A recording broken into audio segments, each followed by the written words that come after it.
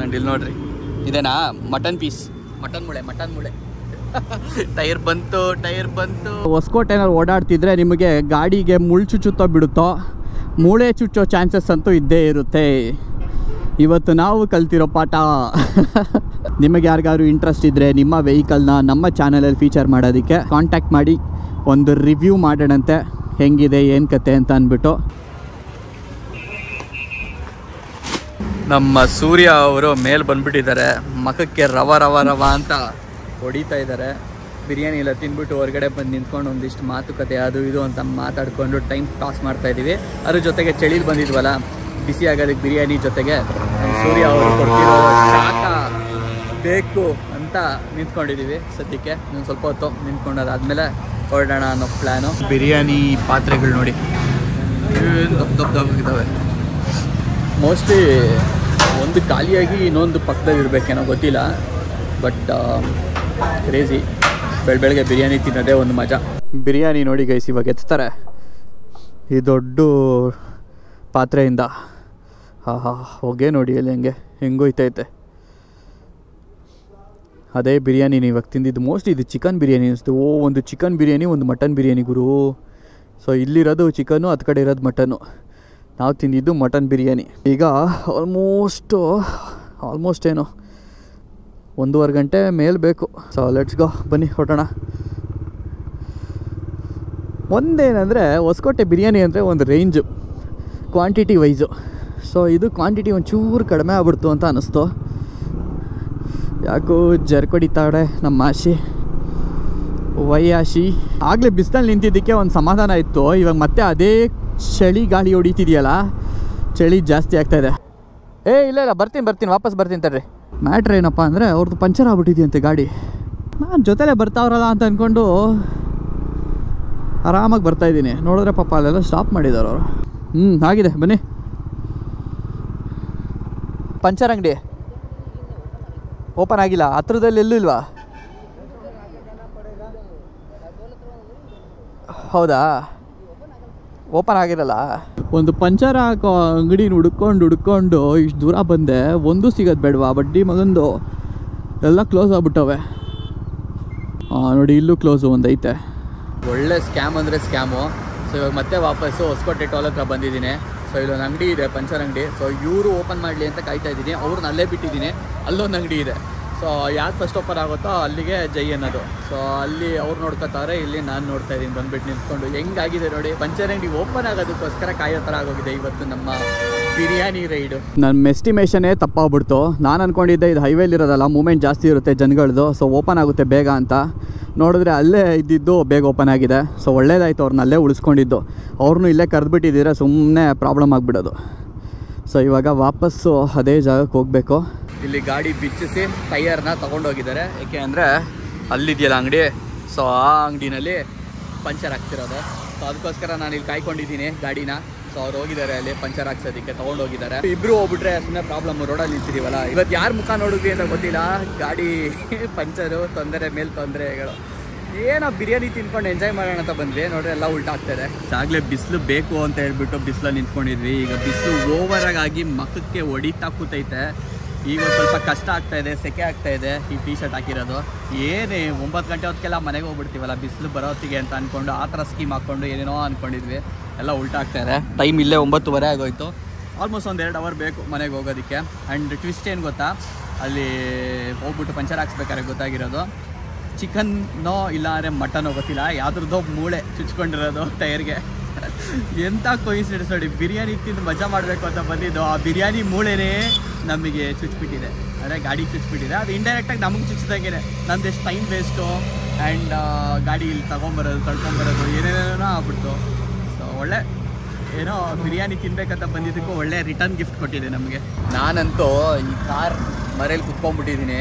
ದೂರದಿಂದ ನೋಡೋರು, ಅಂದರೆ ಬಿಸಿಲನ್ನ ಡಾರ್ಚ್ ಮಾಡೋದಕ್ಕೆ ಇಲ್ಲಿ ಕುತ್ಕೊಂಡಿದ್ರೆ, ದೂರದಿಂದ ನೋಡೋರು ಇವನೇನೋ ಕಾರ್ ಮರೇಲಿ ಮಾಡಕ್ಕೆ ಕುತ್ಕೊಂಡವನೆ ಅಂತ ಅನ್ಕೊಂಡ್ಬಿಡ್ತಾರೆ. ಆ ಥರ.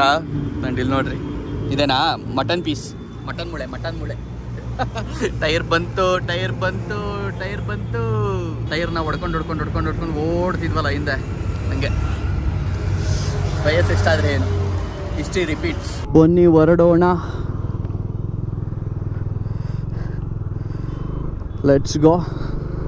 ಹೊಸಕೋಟೆನಲ್ಲಿ ಓಡಾಡ್ತಿದ್ರೆ ನಿಮಗೆ ಗಾಡಿಗೆ ಮುಳ್ಳು ಚುಚ್ಚುತ್ತೋ ಬಿಡುತ್ತೋ, ಮೂಳೆ ಚುಚ್ಚೋ ಚಾನ್ಸಸ್ ಅಂತೂ ಇದ್ದೇ ಇರುತ್ತೆ. ಇವತ್ತು ನಾವು ಕಲ್ತಿರೋ ಪಾಠ. ಇವಾಗ ನೆಕ್ಸ್ಟ್ ಇನ್ನೆಲ್ಲೂ ಸ್ಟಾಪ್ ಇಲ್ಲ. ಇದರಜ್ಜಿ 48 ಕಿಲೋಮೀಟ್ರ್ ತೋರಿಸ್ತೈತೆ ನಮ್ಮ ಮನೆಗೆ. ಬಡ್ಡಿ ಮಗಂದು ಆಲ್ಮೋಸ್ಟ್ 7-8 ಕಿಲೋಮೀಟ್ರ್ ಜಾಸ್ತಿ ತೋರಿಸ್ತಾ, 7-8 ಅಲ್ಲ 4 ಕಿಲೋಮೀಟ್ರ್ ಜಾಸ್ತಿ ತೋರಿಸ್ತೈತೆ.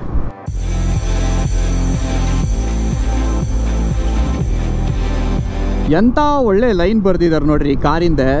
ಸೋಲದೆ ಗೆದ್ದರೆ ಮಂದಹಾಸ, ಸೋತು ಗೆದ್ದರೆ ಇತಿಹಾಸ. ವಾ ಬಾ ಬಾ ಬಾ ಬಾ, ಸತ್ಯವಾದ ಮಾತು.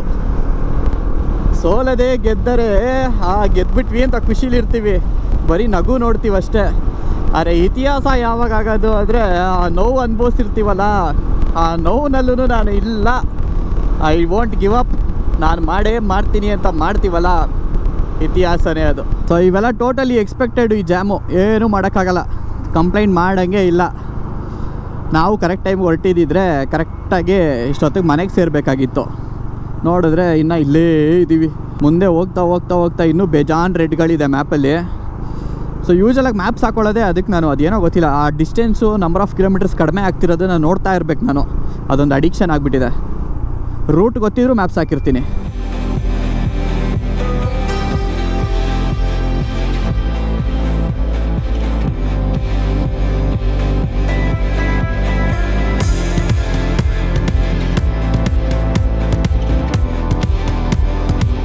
ಮುಂಚೆ ಎಲ್ಲ ನನಗೆ ಅನ್ನಿಸ್ದಂಗೆ ಈ ರೋಡು ಇದು ಮೋಸ್ಟ್ಲಿ ಮೆಟ್ರೋ ಕನ್ಸ್ಟ್ರಕ್ಷನ್ ಅನಿಸುತ್ತೆ. ಸೊ ಹಾಗಾಗಿ ಕನ್ಸ್ಟ್ರಕ್ಷನ್ ಟೈಮಲ್ಲಿ ಈ ರೋಡಲ್ಲಿ ಓಡಾಡ್ತಾ ಇದ್ದಿದ್ದು. ಅವಾಗ ಸಿಕ್ಕಾಪಟ್ಟೆ ಟ್ರಾಫಿಕ್ ಆಗಿಬಿಡೋದು. ಈ ಫ್ಲೈಓವರ್ಗೆ ಹತ್ತಕ್ಕೆ ಆಗ್ತಿರಲಿಲ್ಲ. ಹಿಂದ್ಗಡೆ ಇವ್ರು ಕ್ಯಾಪೇ ಓಪನ್ ಮಾಡ್ಕೊಂಬಿಟ್ಟವ್ರೆ. ಸೊ ಹಾಗಾಗಿ ಹೆವಿ ಜಾಮು. ಬಟ್ ಇವಾಗ ಇದೆಲ್ಲ ರೆಡಿಯಾಗಿರೋದ್ರಿಂದ ಎಷ್ಟು ಫ್ರೀಯಾಗಿ ಆರಾಮಾಗಿ ಫ್ಲೈಓವರ್ ಹತ್ಬಿಡ್ಬೋದಪ್ಪ. ಈ ಫ್ಲೈಓವರ್ ಹತ್ತದ ಮೇಲೂ ಆರಾಮಾಗಿದೆ. ನಾನು ಏನು ಟ್ರಾಫಿಕ್ ಕಡಿಮೆ ಅಂತ ಹೇಳ್ತಾ ಇದ್ದೀನಿ, ನೋಡಿದ್ರೆ ಅಲ್ಲಿ ಮುಂದ್ಗಡೆ ಫುಲ್ಲು ಜಾಮು. ಹೋಗಿ ಬಾಯೇ ಬಿಡೋಲ್ಲ ನಾನು ಟ್ರಾಫಿಕ್ ಬಗ್ಗೆ. ಅಲ್ಲಿ ನೋಡ್ರಿ ಅಲ್ಲಿ ಹೆಂಗೆ ಹೋಯ್ತವ್ರೆ ಎಲ್ಲರೂ, ನಮ್ಗಿಂತ ಫಾಸ್ಟಾಗಿ ಹೋಯ್ತವ್ರೆ. ಇಲ್ಲಿ ಗುಂಡಿ ಪಂಡಿ ಎಲ್ಲ ರೋಡು. ನಾನಲ್ಲಿ ಟ್ರಾಫಿಕ್ ಇರುತ್ತೆ ಅಂತ ಅಂದ್ಕೊಂಡು ಇಲ್ಲಿಗೆ ತಿರುಗಿಸ್ದೆ, ನೋಡಿದ್ರೆ ಅಲ್ಲೇ ಇನ್ನೂ ಬೇಗ ಹೋಗ್ತಾವ್ರೆ. ಬನ್ನಿ, ಏನೂ ಮಾಡೋಕ್ಕಾಗಲ್ಲ. ಇಲ್ಲಿ ಮುಂದೆ ರೋಡ್ ಕನೆಕ್ಟ್ ಆಗುತ್ತೆ, ಜುಯ್ ಅಂತ ಕನೆಕ್ಟ್ ಆಗಿಬಿಡೋಣ ನಾವು. ಏನು ಹೇಳಿ, ಒಂದು ಕಡೆ ನಿಲ್ಲಿಲ್ಲ, ಒಂದೇ ಫ್ಲೋನಲ್ಲಿ ಬಂದ್ಬಿಟ್ಟೆ. ಮಸ್ತು ಮಸ್ತು ಮಸ್ತು. ನನ್ನ ಫ್ರೆಂಡ್ ಅವರು ಎಲ್ಲೋದ್ರು ಅಂತ ನನಗೇ ಗೊತ್ತಿಲ್ಲ. ಅವ್ರು ನನ್ನನ್ನು ಡಾಜ್ ಮಾಡಿಕೊಂಡು ಫಿಲ್ಟರ್ ಮಾಡ್ಕೊಂಡು ಟ್ರಾಫಿಕಲ್ಲಿ ಮುಂದೋಗಿದ್ದಾರಾ ಇಲ್ಲ ನಾನು ಮುಂದೆ ಬಂದಿದ್ದೀನಿ ಅವ್ರ ಹಿಂದೆ ಉಳ್ಕೊಂಡವ್ರ ಗೊತ್ತಿಲ್ಲ. ಸೊ ಮುಂದೆ ಎಲ್ಲರೂ ಒಂದು ಸ್ಟಾಪ್ ಹಾಕ್ಬಿಟ್ಟು ಒಂದು ಫೋನ್ ಹಾಕಿ ಏನು ಕತೆ ಅಂತ ಮಾತಾಡಬೇಕು, ವಿಚಾರಿಸ್ಬೇಕು. ಸೊ ಆಬ್ವಿಯಸ್ಲಿ ಇಬ್ಬರದು ಬೇರೆ ಬೇರೆ ರೂಟು ಹೋಗೋದು. ಸೊ ಅಲ್ಲೊಂದು ಡಿವಿಯೇಷನ್ ಹತ್ರ ನಿಲ್ಲಿಸ್ತೀನಿ. ಮುಂದೆ ಹೋಗಿದ್ರೆ ಒಳ್ಳೆಯದು, ಹೋಗಿರಲಿ. ಇಲ್ಲ ಅಂದರೆ ವೆಯ್ಟ್ ಮಾಡಿಬಿಟ್ಟು ಬಾಯ್ ಹೇಳ್ಬಿಟ್ಟು ಹೊರಡೋಣ. ಅಲ್ಲಿ ಹಿಂದ್ಗಡೆ ಹೊಸ ನೆಕ್ಸಾನ್ ನೋಡ್ಬಿಟ್ಟು ನೆನಪಾಯಿತು. ಹೊಸ ನೆಕ್ಸಾನ್ನ ಎಕ್ಸ್ಪೀರಿಯೆನ್ಸ್ ಮಾಡಬೇಕು, ನೋಡಬೇಕು ಅಂತ ತುಂಬ ಒಂಥರ ಕುತೂಹಲ ಜಾಸ್ತಿ ಆಗ್ತಿದೆ. ಏನೇನು ಚೇಂಜಸ್ ಆಗಿದೆ ಅಂತ ಅಂದ್ಬಿಟ್ಟು. ಅಪಿಯರೆನ್ಸು ಹೊರಗಡೆಯಿಂದ ಬಿಲ್ಟು ಎಲ್ಲ ಓಕೆ, ಬಟ್ ಇಂಟೀರಿಯರ್ ಆಗಿರ್ಬೋದು, ಸೊ ಎಕ್ಸ್ಟ್ರಾ ಫೀಚರ್ಸ್ ಏನೇನು ಆ್ಯಡ್ ಮಾಡಿದ್ದಾರೆ ಅಂತ ತಿಳ್ಕೊಬೇಕು ಅಂತ ಒಂದು ಸ್ವಲ್ಪ ಕುತೂಹಲ ಜಾಸ್ತಿ ಆಗ್ತಾಯಿದೆ. ಬೈ ಚಾನ್ಸು ನಿಮಗೆ ಗೊತ್ತಿರೋರು ಇಲ್ಲ ನಿಮಗೆ ಕಾಂಟ್ಯಾಕ್ಟಲ್ಲಿರೋರು ನಮ್ಮ ಸಬ್ಸ್ಕ್ರೈಬರ್ ಲಿಸ್ಟಲ್ಲಿ ಯಾರ ಹತ್ರ ಆದರೂ ಹೊಸ ನೆಕ್ಸಾನು ಇಲ್ಲ ಹೊಸದು ಯಾವುದೇ ಟಾಟಾ ವೆಹಿಕಲ್ ಆಗಿರ್ಬೋದು, ಇವಾಗ ಹೊಸದಾಗಿ ಬಂದಿರೋದು ನನಗೆ ಅನ್ಸಂಗೆ ಪಂಚ್ ಬಂದಿದೆ, ಅದಾದಮೇಲೆ ನೆಕ್ಸಾನು, ಸಫಾರಿ, ಮೋಸ್ಟ್ಲಿ ಇದು ಬಂದಿರಬೇಕು, ಹ್ಯಾರಿಯರು ಬಂದಿರಬೇಕೇನೋ. ನಿಮಗೆ ಯಾರಿಗಾದ್ರು ಇಂಟ್ರೆಸ್ಟ್ ಇದ್ದರೆ ನಿಮ್ಮ ವೆಹಿಕಲ್ನ ನಮ್ಮ ಚಾನಲಲ್ಲಿ ಫೀಚರ್ ಮಾಡೋದಕ್ಕೆ ಕಾಂಟ್ಯಾಕ್ಟ್ ಮಾಡಿ ಒಂದು ರಿವ್ಯೂ ಮಾಡೋಣಂತೆ, ಹೆಂಗಿದೆ ಏನು ಕತೆ ಅಂತ ಅಂದ್ಬಿಟ್ಟು. ಇನ್ಸ್ಟಾಗ್ರಾಮಲ್ಲಿ ನನ್ನ ಕಾಂಟ್ಯಾಕ್ಟ್ ಮಾಡಿ ಒಂದು ಮೆಸೇಜ್ ಮಾಡಿ, ಇಲ್ಲ ನನ್ನ ಮೇಲ್ ಐ ಡಿ ಇರುತ್ತೆ ಡಿಸ್ಕ್ರಿಪ್ಷನಲ್ಲಿ, ಆ ಮೇಲ್ ಐ ಡಿಗೆ ಮೇಲ್ ಮಾಡಿಬಿಡಿ ಬೆಸ್ಟು. ಬರೀ ಟಾಟಾ ಅಂತಲ್ಲ, ಬೇರೆ ಯಾವುದೇ ವೆಹಿಕಲ್ ಇದ್ರೂ ಫೀಚರ್ ಮಾಡೋದಕ್ಕೆ ಇಂಟ್ರೆಸ್ಟ್ ಇದ್ದರೆ ವೆಹಿಕಲ್ ಡೀಟೇಲ್ಸ್ನ ಕಳಿಸಿ ನೋಡೋಣ. ಸ್ವಲ್ಪ ಕಾರ್ಗಳ ಮೇಲೆ ಇಂಟ್ರೆಸ್ಟು ಕುತೂಹಲ ಜಾಸ್ತಿ ಆಗ್ತಾಯಿದೆ.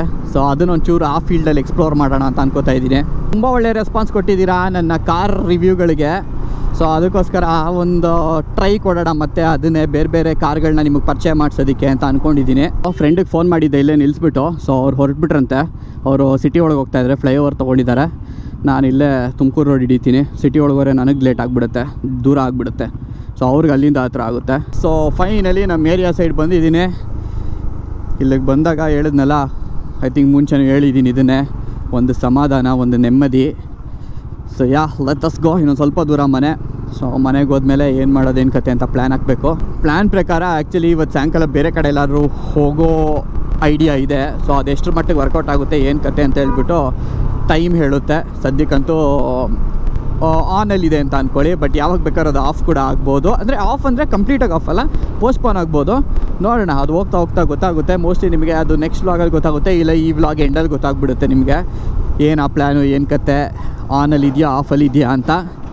ಸದ್ಯಕ್ಕಂತೂ ಇವಾಗ ಮನೆಗೆ ಹೋಗಿ ತಲುಪಿ ಒಂದಿಷ್ಟು ಕೆಲಸಗಳಿದ್ದಾವೆ, ಎಲ್ಲ ಮುಗಿಸ್ಕೊಳ್ಬೇಕು ಪಟ ಅಂತ. ಇಷ್ಟೊತ್ತಿಗೆ ಆಲ್ರೆಡಿ ಆ ಕೆಲಸ ಎಲ್ಲ ಮಾಡಿ ಮುಗಿಸ್ಕೊಂಬಿಡ್ಬೇಕಾಗಿತ್ತು, ಬಟ್ ಏನು ಮಾಡೋಣ, ಅನ್ಎಕ್ಸ್ಪೆಕ್ಟೆಡ್ ಪಂಚರ್ಸ್.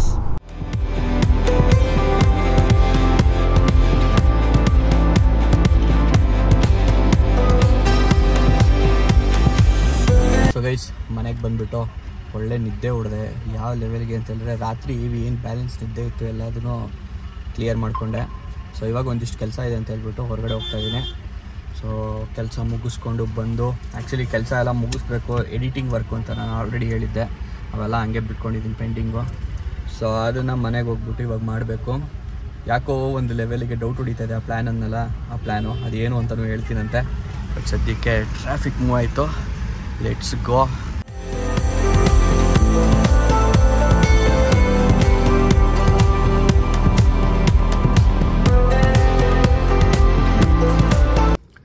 ಸೊ ಗೈಸ್ ನೋಡಿ, ಎಲ್ಲಕ್ಕೆ ತಂದು ನಿಲ್ಸ್ಕೊಂಡಿದ್ದೀನಿ, ಸುತ್ತ ಜಾಗನೇ ಇಲ್ಲ.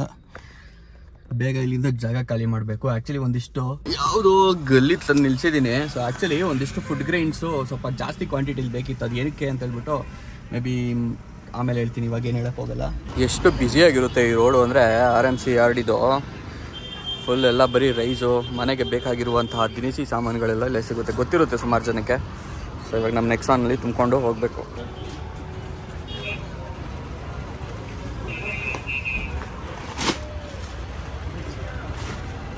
ಸೊ ಗೈಸ್, ಈಗ ಸದ್ಯಕ್ಕೆ ರಾತ್ರಿ ಆಗಿದೆ. ಸ್ಟ್ರೀಮ್ ಎಲ್ಲ ಮಾಡಿ ಮುಗಿಸಿ 11:12 ಗಂಟೆ ಹತ್ರ ಆಗಿದೆ.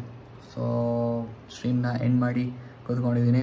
ಆ್ಯಂಡ್ ಈ ವ್ಲಾಗ್ನು ಕೂಡ ಎಂಡ್ ಮಾಡ್ತೀನಿ. ಆಗಲೇ ಸಿಕ್ಕಾಪಟ್ಟೆ ಕೆಲಸ ಇತ್ತು, ಆ ಕೆಲಸ ಮುಗಿಸ್ಕೊಂಡು ಬಂದು ಮನೆಗೆ ಮತ್ತೆ ಎಡಿಟ್ ಮಾಡಿಬಿಟ್ಟು ಅಪ್ಲೋಡ್ ಮಾಡೋದು. ಮುಕ್ಕಾಲು ಭಾಗ ಯೂಟ್ಯೂಬ್ಗೋಸ್ಕರನೇ, ಯೂಟ್ಯೂಬ್ಗೆ ಟೈಪ್ ಕೊಡೋದಾಗ ಹೋಗ್ಬಿಟ್ಟಿದೆ. ಪರ್ಸನಲ್ ಲೈಫ್ ಅನ್ನೋದೇ ಕಡಿಮೆ ಆಗಿಬಿಟ್ಟಿದೆ. ಸೊ ಎನಿವೆ, ಒಳ್ಳೆಯದು, ಕೆಲಸ ಸಾಗ್ತಾ ಇರಬೇಕು, ನಡೀತಾ ಇರಬೇಕು. ಆ್ಯಂಡ್ ಈ ವ್ಲಾಗ್ ನಿಲ್ಗೆ ಏನು ಮಾಡ್ತೀನಿ. ಥ್ಯಾಂಕ್ ಯು ಸೊ ಮಚ್ ಎಲ್ರಿಗೂ ವ್ಲಾಗ್ ಇಲ್ಲಿವರೆಗೂ ನೋಡಿದ್ದಕ್ಕೆ. ಆ್ಯಂಡ್ ನೆಕ್ಸ್ಟ್ ಎಲ್ಲಿಗೆ ಹೋಗಬೇಕು, ಏನು ಪ್ಲ್ಯಾನ್ ಮಾಡಬೇಕು, ಯಾವ ಥರ ವ್ಲಾಗ್ ನೋಡೋಕ್ಕೆ ಇಷ್ಟಪಡ್ತೀರಾ, ಕರ್ನಾಟಕದಲ್ಲೇ ಸೋಲೋ ರೈಡ್ ಮಾಡಲಾ, ಇಲ್ಲ ಕರ್ನಾಟಕ ಬಿಟ್ಟು ಹೊರಗಡೆ ರೈಡ್ ವ್ಲಾಗ್ಸ್ ನೋಡೋಕ್ಕೆ ಇಷ್ಟಪಡ್ತೀರಾ, ಇಲ್ಲ ಎಕ್ಸ್ಪ್ಲೋರ್ ಮಾಡೋದು ವ್ಲಾಗ್ಸ್ ನೋಡೋಕ್ಕೆ ಇಷ್ಟಪಡ್ತೀರಾ, ಏನು ಕತೆ ಅಂತ ಹೇಳ್ಬಿಟ್ಟು, ಅಂದರೆ ಟ್ರಾವೆಲ್ ಬೇರೆ ಥರ ಮಾಡಿ ಗಾಡಿಗಳಲ್ತಾರೆ. ಸೊ ಅದನ್ನು ನೀವು ಕಮೆಂಟ್ ಮಾಡಿ. Feedbacks R most welcome. ಇದಿಷ್ಟು ಹೇಳ್ತಾ ಇವತ್ತಿನ ವ್ಲಾಗ್ ಏನು ಮಾಡ್ತೀನಿ. ಥ್ಯಾಂಕ್ ಯು ಸೊ ಮಚ್ ಎಲ್ರಿಗೂ ವ್ಲಾಗ್ ಎಲ್ಲಿವರೆಗೂ ನೋಡೋಕ್ಕೆ. ವ್ಲಾಗ್ ಇಷ್ಟ ಆಗಿರೋ ಲೈಕ್ ಮಾಡಿ, ಸಬ್ಸ್ಕ್ರೈಬ್ ಮಾಡಿ, ಹೊಸಬ್ರು ನೋಡ್ತಾ ಇದ್ದಾರೆ ಶೇರ್ ಮಾಡಿ. ಓಕೆ, ಹೊಸಬ್ರು ನೋಡ್ತಾರೆ ಸಬ್ಸ್ಕ್ರೈಬ್ ಮಾಡಿ, ಆಮೇಲೆ ಶೇರ್ ಮಾಡಿ. ಕೂದಲು ಜಾಸ್ತಿ ಆಗಿಬಿಟ್ಟೈತೆ, ನಾಳೆ ಹೇರ್ ಕಟ್ ಮಾಡಿಸ್ಬೇಕು, ಸಿಕ್ಕಾಬಟ್ಟೆ ಹೆಂಗೆಂಗೋ ಆಡ್ತಾಯಿದೆ. ಸೊ ಸಿಗ್ತೀನಿ ನೆಕ್ಸ್ಟ್ ವ್ಲಾಗಲ್ಲಿ. Till then take care, keep smiling, ಬಾಯ್.